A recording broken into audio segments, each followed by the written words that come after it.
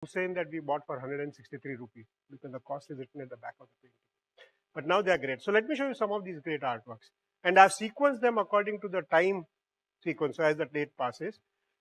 This is one of the earliest of Ara's oil on paper, 1942, 1 meter by half a meter or so. It is called the Deccan Dancer. Subsequently, in 54, he has this famous painting that is, well, this famous painting that's called Breakfast Table, and this is in our faculty lounge, the place where we have faculty lunch, because Virendra Singh liked it. This is a white nude by Ara. Again, it's a fairly large painting, 0.7 meters by 0.5 meters, with all the classical style of flower pots. These are 4 pots by Ara, oil on canvas, 61 by a meter wide and half a meter tall. This is interesting. This is a huge painting. It's 2 meters by 1.5 meters, and this was painted by Ara when Pope visited India in 1976. So in memory of the visit of the Pope to India, he drew this, lest we forget his sacrifice. And this is one of the 2 paintings of Christ, or artworks that are based on Christ, that we have in TF. And like I said, it's huge, 2.5 meters by 1.5 meter. This is an Ara's oil paint, one of the more famous ones, called Khopoli. It's a hill station from Mathera, the hill station of Mathera, and you can see Khopoli down in the valley that looks like this. Again, it's half a meter by half a meter. This was the painting that I had in my office until I retired. Lotus Pond. It's not a very large one, half a meter by half a meter, but it has a very nice feel of texture on that, which I can't show here. Then we have Hussein, the biggest names as it gets. You get very early Hussein, 1954 Hussein, where he's still trying out his style and his coloring, and he has this yellow face, is essentially what you would name it, but that is what it is. We then have Hussein relatively more mature, 57, where he has this now sharp edging style, and a woman over here, and he calls it the lamb. Nritya, dance, is another one we have from the oil collection, 0.8 meters by 82 centimeters by 67 centimeters, where you have the dance not in the classical format, and we'll see other paintings where you have this classical format of dances. Here you have the various dance, the hand gesture is over here, the body gesture is over here. It's a composite of that. This is a painting that it's a really beautiful one. It's about 60 centimeters by 100 centimeters. It's about a meter wide. Unfortunately, this is, directors like it so much that is in director's office. You can't get to see it, but if you go and see the director, you see this beautiful painting right where you sit with the sofa with him. It's a dark blue one. This color looks a little brighter over here. It's a very deep blue image. He calls it alap because it's a singer who is singing with a sitar, and that is what it is. This painting 61 of Hussein's is famous because this is amongst his first attempts for horses. Eventually, Hussein would become very famous for the way he drew his horses and signature drawing. And you have this beautiful early horses from Hussein from 1961. Eventually, even in the mural, he has a horse where he does an exceptionally long neck, and the face seems to be simply a continuation of that neck, and that's become his signature. It would become his signature. This is a Hussein that we have, which we never show to anybody.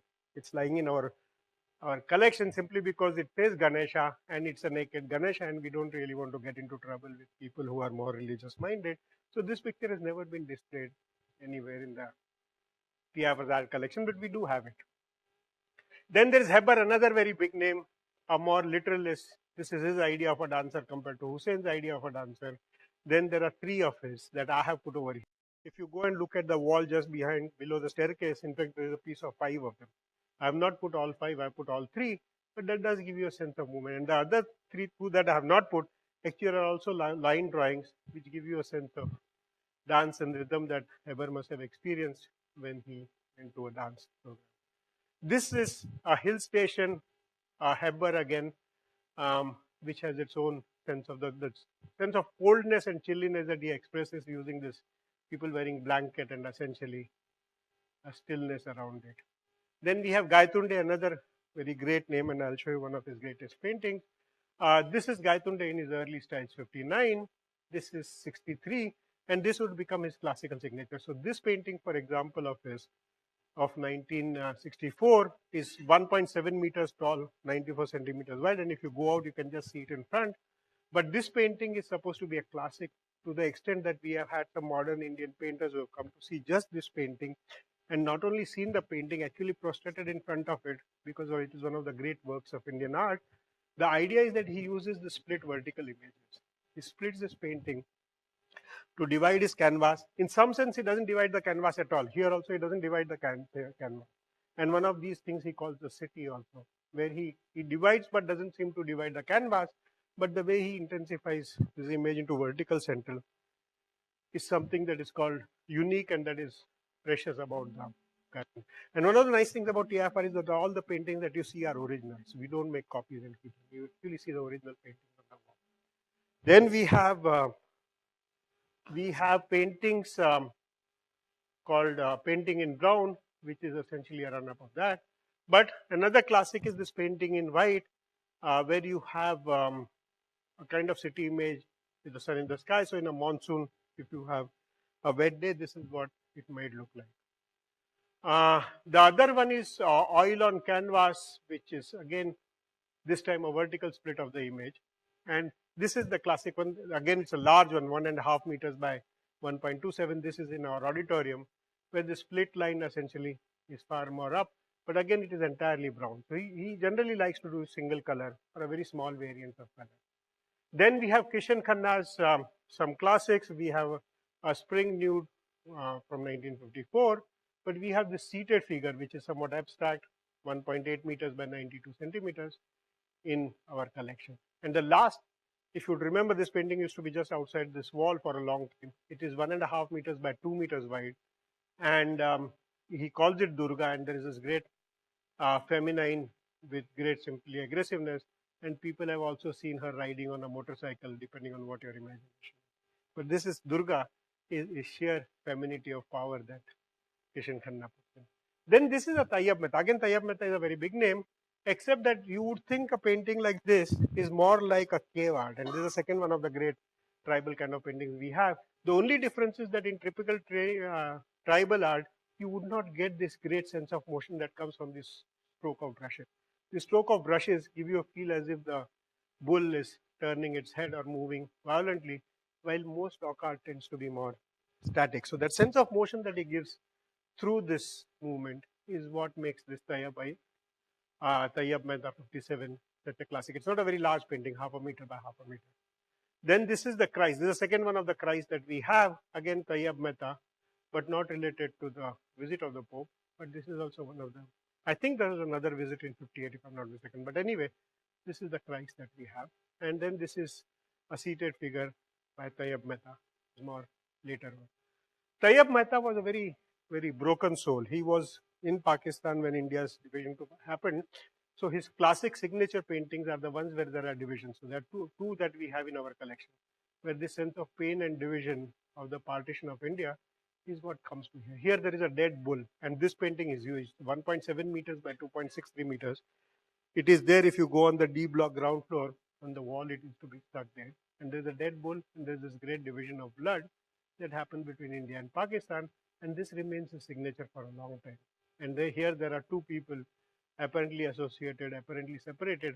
Again, an impression of partition of India in 47 that always seemed to have pained him. Then we have Sadwalkar, another great painter of his own right. This is a cooling plant, and this is 1.1 meter by 1 meter, again a fairly large painting. And I know KP fought a lot to keep this in his room, and he succeeded until he retired. But one of the professors in TFR had it in his room and refused to give it. Then we have oil on canvas city at night with various colors and sharpenings. And the last one, and again this is 0.5 meter by 0.5 meter, but the use of green for sky and the blackness to suggest a cosmic island is what makes it great. And the Homi Patel, we have very few, but we have this nice one.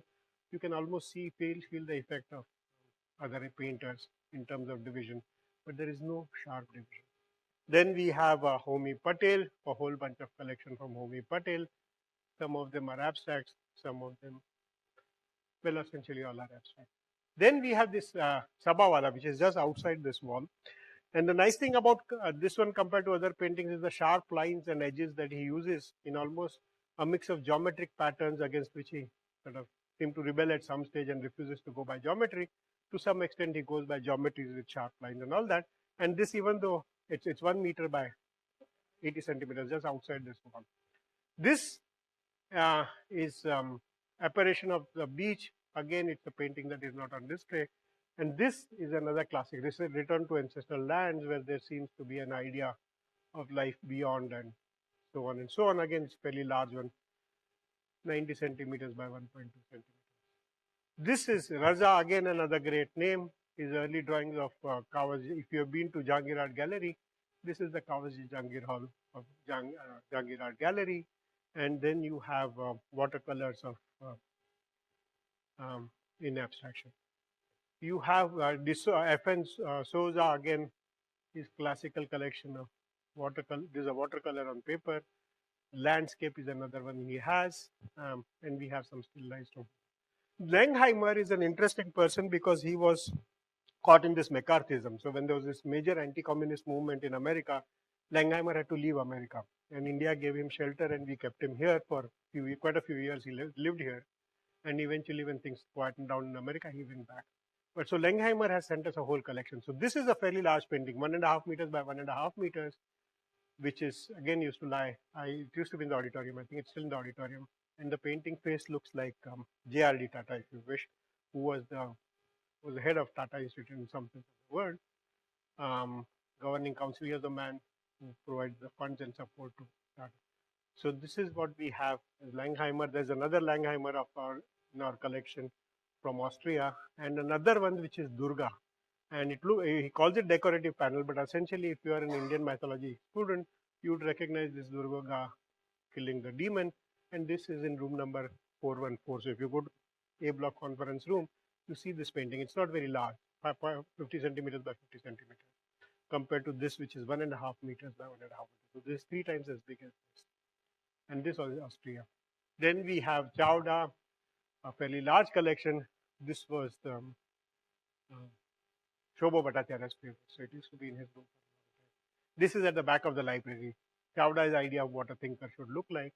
It's there in the library at the back of the storage. Then TFR also has a collection of busts. We have Epstein's Einstein. Only 3 of these had been made, and we have one of those. Ramanujan we have, C.V. Raman we have, Homi again, Vittal at the entrance. And then we have sculptures from various places in India. These 2 are archaeological, the other are more modern, but we have 30 in our collection at various places. I think director's office has gobbled up some 4 or 5. But the best thing about TFR, of course, is you can't beat the nature and its elegance. This is a sunset from TFR on a good day. Thank you very much. So we can go out and see some of these classics, especially Gayatunda is the great classic is outside, and Hussein used to be on the wall, but I think it's been removed. So that's all.